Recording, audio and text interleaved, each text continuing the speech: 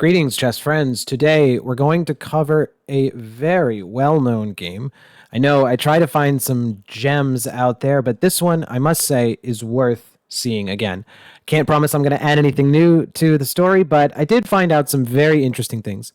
Let's look at this actually from the black point of view. We're going to see the game Morphy as the black pieces versus Louis Poulsen. Morphy, of course, was the great American chess player of the 1800s, but at this time he was actually not too well known.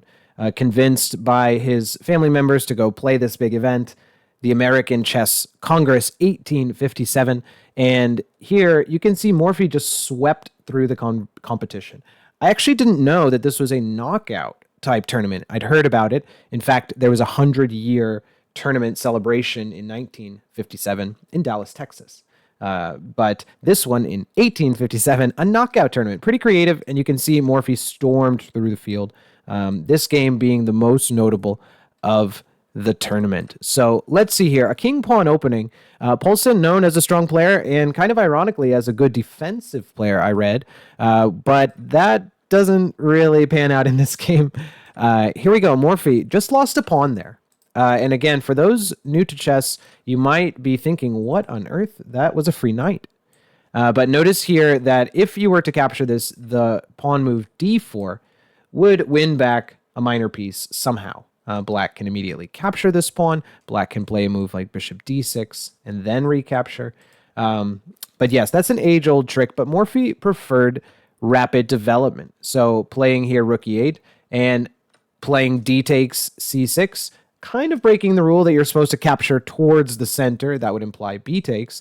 But this move opens the bishop, opens the queen, which becomes very important. And again, if those pieces you consider to be developed, black has a lot of active pieces and one extra move because of the tempo gained. All of that for the cost of a pawn. Bishop c4. I want to mention you should kind of try to think about chess in that way, almost like a balance. When one player has material, the other player has many different factors. Does that equal to a knight or a rook, an exchange or a pawn? I mean, you have to kind of weigh what things are worth, and there are many things to consider, of course. So that's where chess really gets very complicated. Okay, b5, not the engine's best move, and interestingly, this game doesn't have a very high rating as far as the chess analysis, but I would say that it's very memorable despite that. And it leads me to be thinking the game with great beauty or absolute perfection, or if he had not won the tournament but just played the most beautiful game, all kind of make you think about what's important in chess. I know some players with the opinion that if you play the most beautiful game, that's what's important. Maybe nobody remembers who won this tournament, but they'll remember the beautiful games. This one, case in point. Okay, let's talk about c3, the last move. Actually a good move. And queen d3 feels like black is just plugging a hole here. This d-pawn isn't allowed to move, which of course keeps the bishop and rook locked away. Appears that black has a positional advantage, and that's kind of what happens. The engine that I'm working with here actually gives rook e1. And let's play a bad move here, h6, kind of a waste, but just to illustrate the point that bishop e2 actually kicks the queen away. And on the very next move, d4 is coming almost no matter what. So white would ensure stability, freedom of the bishop and the position if this queen had to move. And d4 came. White is feeling great. Much improved. Of course, here, rook e1 doesn't have to be met with h6. Black can try to play a more active move. But altogether, that was an interesting plan. b4 and b5 kind of stand out as odd moves today. This was 1857. Let's give them a bit of a break. Bishop to b6. Keep that bishop staring at the king. a4. Trying also to trap the bishop in there and win material. B takes a4. Queen takes a4. Bishop d7. Finally developing the bishop. Getting this rook ready for action. Rook a2. And this is where the game really starts to slip into white's favor. Probably those who have seen this game before or some more knowledgeable chess players are already not starting to see what game that I'm talking about. One of those famous combinations. Rook e1. This is not just a developing move. This move comes with a sinister threat. For example, again, just a backwards not good move. h3. This just allows almost checkmate. The king can run, but notice if you capture, these rooks are perfectly connected, protecting each other. That's mate in 1. I suppose the king can move to survive a little bit. But again, any random move, you are threatening queen takes here. White plays instead queen a6, which guards that rook through X-ray, as we call it in chess. Queen takes the rook. Notice the queen is guarding that. So interesting. And here is where Morphy uncorks the most fantastic move of the tournament, maybe of this century. I mean, there were some nice games played back then, but this game, very memorable after queen takes f3. You could imagine the shock on players. Again, Morphy was a bit of an unknown at this time. I have a note here that says Morphy took 12 minutes on this move, probably to ensure that the combination was sound, and he had a forced win in every variation. 12 minutes? That seems like not too much to ensure all the possibilities here. Of course, pawn takes queen. See if you can work out some of the details here. We have a great bishop cemented by the pawns. Rook and rook. This bishop is about to come alive. And now, after pawn takes, the king is wide open.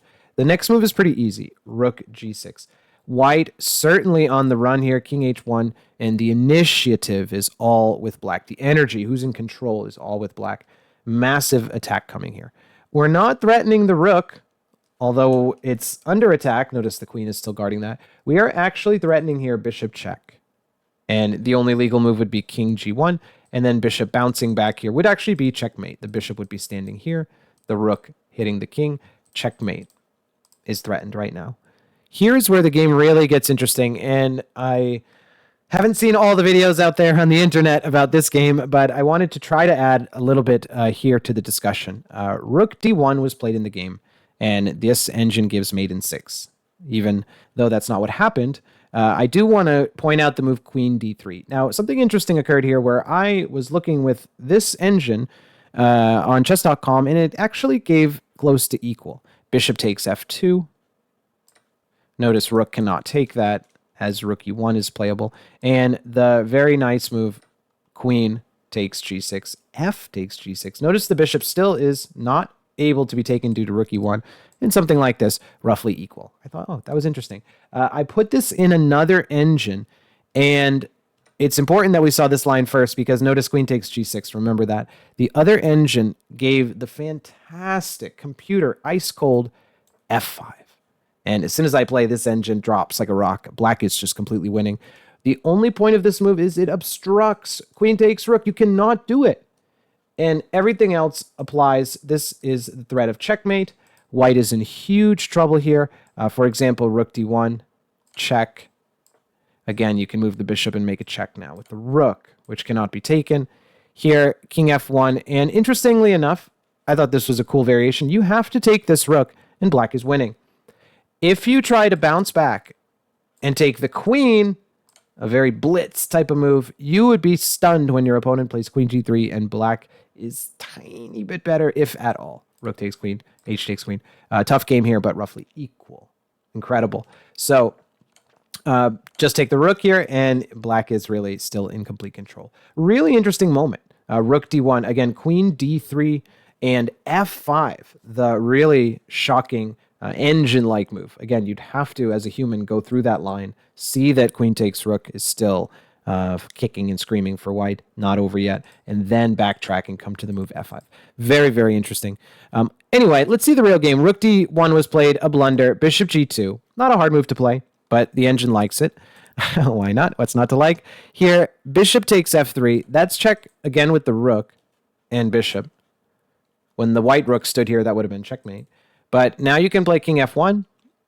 And actually the best move, he played bishop g2. The best move is actually rook g2, which after the game was pointed out by Zuckertort, showing that queen d3, rook takes f2, rook g2, double check.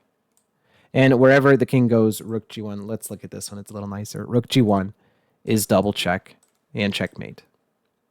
That's a really cool variation as well. Aesthetically nice. But he didn't play rook g2. So you can see maybe Morphy's still working out his immaculate style. Bishop g2, this is the real game. Bishop h3, another discover check. And bishop takes f2. The threat of bishop g2 now is checkmate. Again, look at the queen and rook, just complete bystanders. The queen absolutely has to give her life here, where Morphy just captures and says, okay, we have 2 extra pawns, the much more active pieces, and this bishop still hasn't made 1 move. Black completely winning.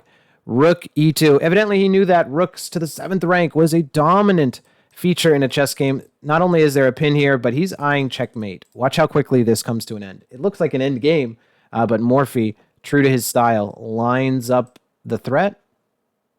All you have to do is move your bishop out of the way. d4. Finally looks like this bishop has come to life on the 28th move. But bishop e3, exclamation point, ends this game. This not only blocks the threat of the bishop capturing our rook, but it just threatens checkmate on our own. For example, bishop takes bishop is met with checkmate. King g1 and rook e to g2 is checkmate. Beautiful concept, beautiful execution. Could have been slightly neater about all this, but I really like this game, and was obviously a sign of things to come. Morphy then went on to tour Europe, and after playing Anderssen, I think it was kind of established that Morphy was the greatest player in the world. One thing I found interesting is Fischer's take on Morphy. Of course, he coming some 100 years after Morphy, roughly, and loved the attacking games. He said perhaps the most accurate player who ever lived, talking about Morphy. He would beat anybody today in a set match. He had complete sight of the board, seldom blundered, even though he moved quite rapidly. I've played over hundreds of his games and am continually impressed and entertained by his ingenuity. High praise from Bobby Fischer.